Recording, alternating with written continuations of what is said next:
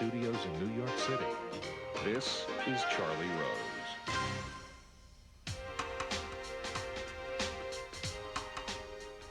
Three Mexican filmmakers have introduced the rest of the world to a bold and vibrant and innovative form of filmmaking. They join us this evening for a conversation about their work. They are Alfonso Cuarón. He grabbed critical attention in the United States with his English-language film adaptations of two classic novels, A Little Princess and Great Expectations. His next picture, Y Tu Mama También, earned him an Academy Award nomination. It preceded the biggest production of his career, the third film in the Harry Potter series. Here is a look at his body of work. What are you staring at? Don't you understand what I'm saying? You are alone in the world. Unless I decide to keep you here, out of charity. You know, I thought I saw you last winter around Christmas. I was driving down Fifth. It was mobbed. No, it wasn't me. I just got here. Well, actually, now that I see you, this guy was bigger. He's bigger. Fatter. Mm-hmm. And he had this long hair. Yeah, you thought that was me. Well, you know, I hadn't seen you in years. It has been a while. And here we are. Uno, no hay honor más grande que ser un charolastra. Dos, cada quien puede hacer de su culo un papalote. Tres, pop mata poesía. Cuatro, un toque al día, la llave de la alegría. Bueno, se la propuso el sábado, no hay que hacerle mucho caso. Cinco, no te tirarás a la vieja de otro charolastra. Seis, puto el que le vaya a la América. Then let's give it a try. You feel ready? Just do it.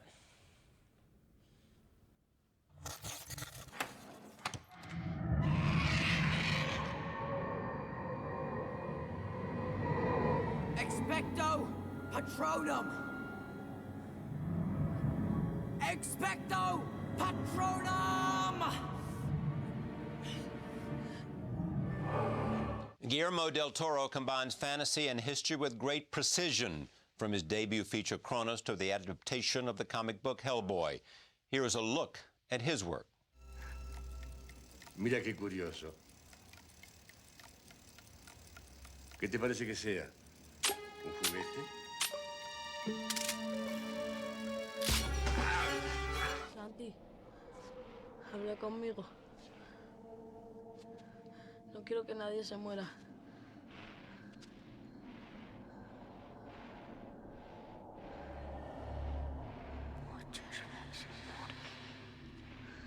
Santi, por favor.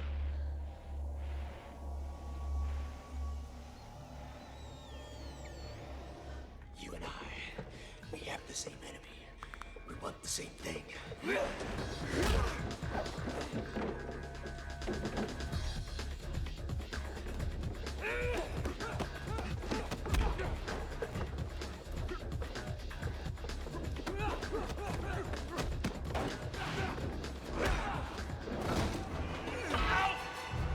Hey! I'm on your side! Sure.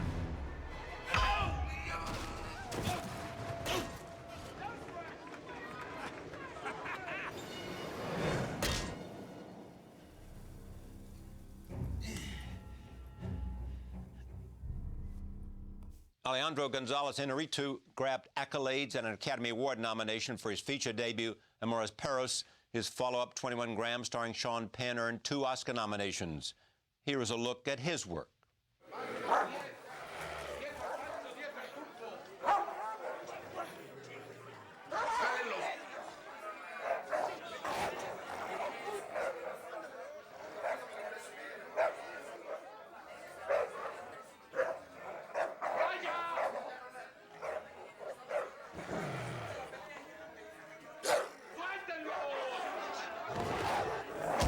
You mind if I join? Actually, I was just leaving. Here you go. Maybe just until you finish? No, maybe next time.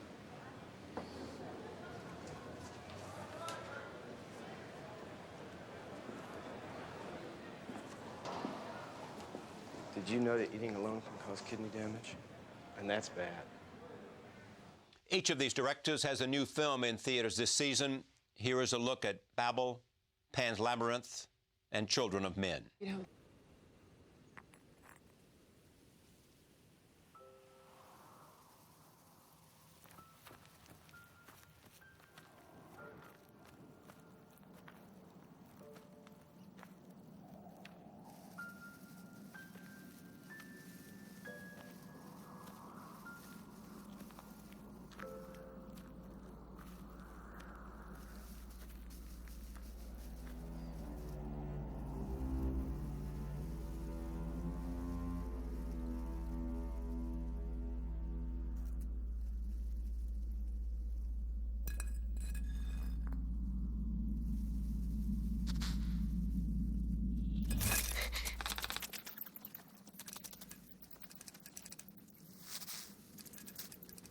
Did you get the papers?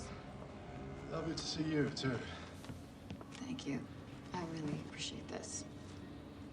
Just like the old days, back at the bus. Yeah, except we're the old farts now. You're looking good. Right. Seriously, look at me. It's hard for me to look at you. He had your eyes. It's your love. It's your choice. You know, I never understood how you got over it so quickly. You think I got over it? No one could get over it. I live with it. I think but about come him on, I mean, every the way you just seem day. to You don't move have a on. monopoly on suffering, you know. You always carried his memory like a ball. I About always my carried memories. with You don't know oh, what I feel or what... Oh, yeah, there you go. It's what you always do. When it gets tough, you walk away. Do your part. This is our stop. These three friends were also honored this year with the Gotham Awards World Cinema Tribute. I sat down with them on the evening of that ceremony, and here is that conversation. Alfonso, I said to you, I want to do a look at why the genius behind all these Mexican films, and you said, we'll do it. We'll put together a group of people to talk about it. So I'm pleased that we could do this. Tell me what it is that in terms, not friendship, which is clear we'll talk about, but in terms of what it is about what you do that's shared. What's the common denominator to these films that you make? Well, I think it has to do that. I consider Children of Men, Pan's Labyrinth, and Babel or Babel, sister films. Three films that I think they speak similar themes. I think that the theme of ideology as a wall between communication and people, is a common theme with the three films. And I don't think it's casual or a coincidence. It's just that our creative process is a process that we really share between each another. From the moment of gestating or thinking about stories, we're talking all the time. And then during the writing process, we keep on sharing our screenplays and being brutally honest with each other. Then during shooting, we're like support groups because we suffer so much that we need to talk to someone else who's suffering a little bit more. Because you give candor and you expect candor. Yeah, we do. Yeah. And that is the thing. I mean, in the sense, we like to stick our forks in each other's salad. So that what happens is that unconsciously, I think that we are giving an influence from one person to the other film. And I think it has to do with that process. But I'm sorry to say the core of that process is friendship. It's friendship. All right, well, let's talk about friendship and come back to individual movies together. You two have known each other longer than the two of you have known. No, we know each other longer. You two. They are older than me. They're older. I'm fatter. Yeah. And it began, where did it begin? We met in '87, I think. We met in the waiting room of a TV series that we were eventually going to do together. Yeah. You know, he had directed one of the episodes. And I saw the episode and I identified he was credited with screenplay, but it was based on a Stephen King. Oh, I remember this story. Yeah. and I meet him and I ravedly say, "You stole that story from Stephen King," and he says, "Yes." No, but I said yes, and they said, "Isn't it great? Wasn't that story great?" And I was flattered. I said, "Yeah, the story was great." He says, "But then why your episode sucks so much?" that was his story. And then I started just laughing. Yeah. And he started explaining me why my episode sucked so much, and he was right. And then mine sucked even worse. Would you ever say anything good about each other? Yeah, no, we are when we're in a prison. Yeah. In prison. You came into this how? These two already knew each other. Yeah, well, I knew who they were. And I met first Alfonso. No, I met Alfonso because he was preparing, he was shooting actually. No, you were prepping Great Expectations, and I came to visit him just to introduce myself, and I gave him some, little films, that I have done, and he was very generous with me, and he basically helped me to develop self-confidence, to be courage to make my first feature film. Then when I was developing Amores Perros, which was my first film, I called him, and he was always, giving me advice in the script and everything. I shot the film, and by a common friend that Guillermo and I had, this friend, Antonio Rutia, sent the tape to Guillermo, and Guillermo, Alfonso, and then Alfonso to you. Yeah. And then one morning at 6 a.m. in the morning, strangely, one guy called me and said, your film is a masterpiece, but you need to take out the second story of it, everything out. And I said, are you crazy?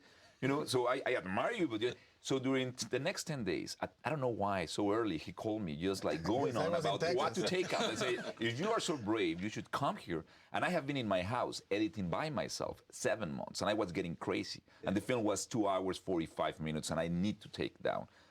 So one day... He shows up. Yeah, he knocks the door, I go up, and there's this guy with the eyes like a kid like that. I say, hi, I'm Guillermo del Toro.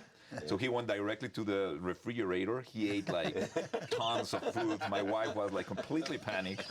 And I enjoyed the next 3 days, like my happiest day in my life, fighting every day. And he helped me really at the end to shape the film. Was he right about what you should take out? Not all the time. No. Because, but I think he just shaped me in a way that all the leaves that were dry, they were just falling down. The ones that should, the ones that he confronted me with good questions, So it's liberating when we do that with each other. Alfonso came into the editing room of Kronos, did essentially the same, and he came. Was that your first film? First film. First film, yeah. Children of Men. He says he admired something about the way this long camera shot. Like for how many minutes? Like 15? There are many different, no, the longest maybe 9 minutes. 9 minutes. You won't tell him how you did it? No, this is the thing, is that the reason we did those shots is that with Emanuel Lubezki, the cinematographer, we thought that the approach of this film, even though the canvas is way bigger and the production value way bigger, the approach would be the same as Si Tu Mamá También. Yeah. That meant that character is as important as social context. So you don't do close-ups because you don't want to favor character versus context. So you keep kind of a distance so character blends with environment. And then you don't do editing to seek for an effect. What you try to do is to create a moment of truthfulness in which the camera is there just to register that moment of truthfulness. Then Lubezki, Chivo, the cinematographer, made me promise that we were not going to reveal how we did the shots because it would take away from the point, from the truthfulness that we were trying to portray. If suddenly you start getting interested about how you did it, then you're distracted from the truthfulness. But tonight. What? She will get drunk one night, and I already know. That's the problem with Mexicans. And the plan, actually, he didn't get drunk, but you offered him money. So can I say to everybody that is watching us here, the secret? And tonight I'm going to get him drunk. And you'll find out. Yeah. But this friendship extends across everything. You guys know each other. You comment on each other's work. You come to the aid of each other. We swap. Yeah. Wives and stuff.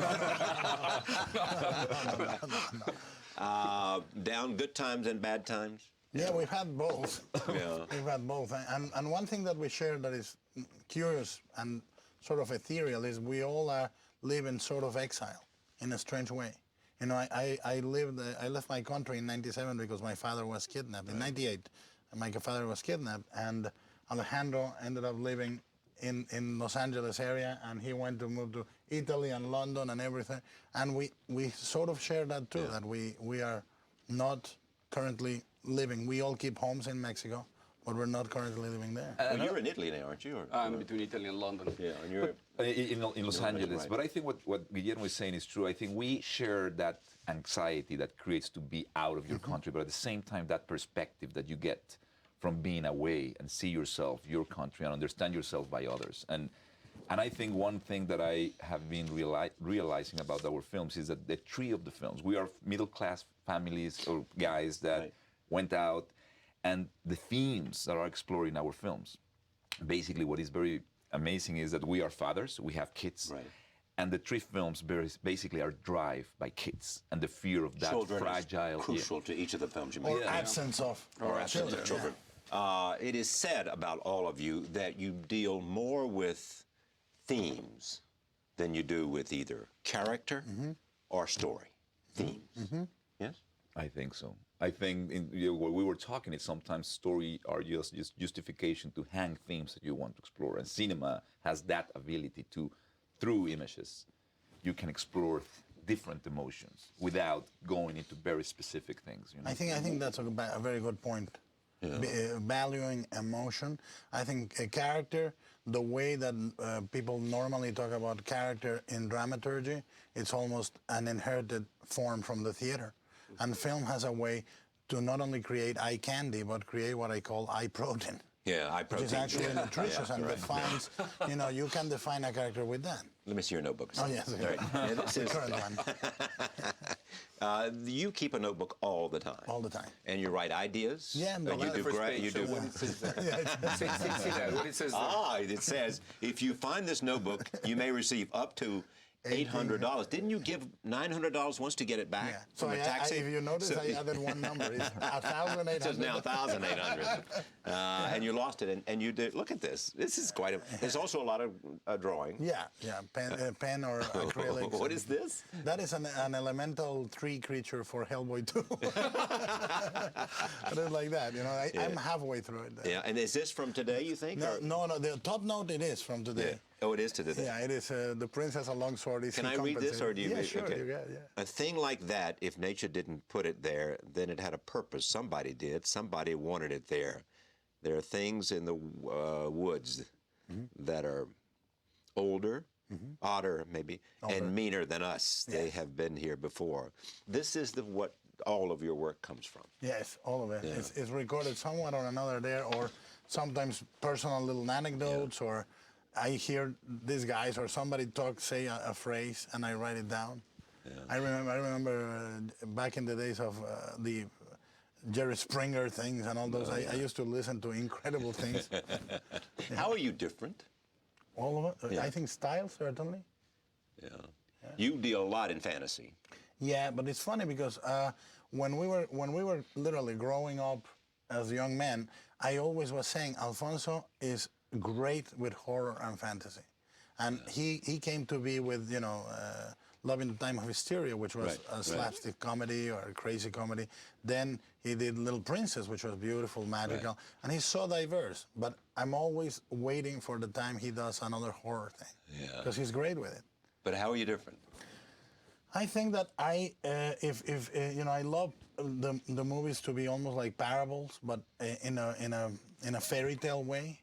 So I'm always thinking in those terms, and if there's not a monster on my call sheet, I won't show up to shoot. There has to be a monster. Has to be a monster. I'm in love with monsters. Is that because of your childhood? Yeah, absolutely. You saw a whole lot of bad things. I saw a lot of things. In terms of murder and not only that, but I violence. I had a lot of what is called lucid dreaming. Yeah. Which is another form of schizophrenia, I hope. But I went, for example... want to find out. No, but for example, when I was a kid, at midnight in the guest room in my grandmother's house, at midnight, a fawn would come out from behind the armoire, right at midnight, when the church was striking midnight. I would see the hand first, and then the goat face, and then the goat leg, and I would start screaming. And it was every night I slept in that room. I would go to sleep at 9, and I would wake up, or not wake up, at 11:30, 11:40, until midnight stroke, and it came out. Go figure. And then what happened? How do you think? And then I screamed, and they took me. How do you think you're different? I'm thinner a little bit. More handsome. More handsome. Say it. 60 pounds. You think he thinks he's better looking at 100%. 100%. All the time they're teasing me. Anyway. He does. He does think it, doesn't he? He does. They're just jealous. Girls come talk to me. Sorry. Maybe it's a scarf. and you know, funny enough, they asked for his credit card number. What kind of girls are these? Exactly. That's what I believe. I mean, naive. No, anyway, I think the films that I have done are the same films. I mean, saying that I think the obsessions that I have been exploring in the 3 films, deals with reality and explore that vulnerable and fragile, relation between parents and children. So that's what Amores Perros is about, and about 21 Grams and the same Babel, right? Basically. So, and my approach. Babel is about children. It's about parents and children. I think the 4 stories, even when they have this political or social comment in it, and in a global scale, at the end are 4 intimate stories about parents and children. I mean, the 4 of them are about that very complex relation that we have. So I think, and my approach is more real. It's realism what I'm really interested in until now. So, for example, I don't know how they do what they do. So in a way that I admired, because I don't have to do nothing with monsters or fantasy. There's no room for fantasy sometimes in my films, and I would love to explore that. But one thing is what you want to do, and one thing is what you can do. And that's what my abilities are, but that's my world that I want to approach. Because of your reputation, is it easy to get the actors that you want? You got Brad Pitt, you've got Kate Blanchett, you've got Clive Owen. I think it helps to, in some way, at the bottom line, I think that it's how you approach them, and if they, in that moment, are connected with what you want to tell. And it's a kind of stories you're doing. I mean, isn't it, in the end, it's a kind of story you're doing? Yeah, but at the end... I remember Sean Penn, I told you before, was on the show and told me about seeing... Yeah, no, and I have the trust of Naomi Watts even without seeing the script 2 months before, because I think at the end, for all that make cinema, make films is an act of faith. At the end, you are jumping in the cliff, and the actors especially have to put themselves in the hands of the director, and it's a matter of trust. And obviously, if your past work can reflect something that they connect and they respect, and you respect them, it's a mutual respect that it has to step. And without that, I think it's very, even when you count with actors, even because you pay them a lot or whatever, but if they don't trust in you, it's a disaster. So I think everything is based on trust. So I think every film, if you create that good work or whatever they can see, they will trust you. And I think that helps. I think, obviously, the last picture really can tell who you are in a way. Harry Potter. Did doing a film like that with that kind of budget, what was the budget for children? Around 70, 80. And the Harry Potter was like 200. 200 or whatever. Yeah. Did it change the way you looked at movies at all, that you had that kind of budget? Well, the thing is that the process is exactly the same with a lot of budget or with not so much money. Yeah. In movies like Harry Potter, it's just that you have the extra element of visual effects, and it's like doing 2 movies at the same time, because you have to be doing your normal film together with filling up the gaps that are going to be done by visual effects. So, but even though it's like doing 2 movies, the process is exactly the same from the get-go. In Children of Men, it was more a territory between the Harry Potter in terms of the creative approach, and one more time, like Y Tu Mamá También, that was like a $2.5 million film. But the approach, even the shots that Guillermo is talking about, that they look very complicated. But the thing is that the way you do it is just the way you do it in Y Tu Mamá También. You just stage the thing with your actors. It's just that the scene is going to be longer this time, and maybe you have more elements because you have special effects and stuff. But the approach is exactly the same. I don't see much difference between small movies and big movies. Will you move back and forth? Oh, yeah. Oh, yeah. I mean, I think that probably my next movie is going to be a tiny film in Mexico. On what subject? Children. Yeah, deals with children, too. deals with children, deals with the family in the 70s in Mexico. Are you really, think about this now, because I raised this question at the beginning, that somehow everybody talks about it, has an admiration from it. The best filmmakers admire what you guys have done in your individual way. I mean, is it that different in terms of how you perceive filmmaking and what you do than the rest of the world? I think that there's a point of view that is inevitably Mexican. Yeah. In certain things we have. I've said this before, is one thing we all share is a distrust for institutions. You know, inherently. And authority. And authority.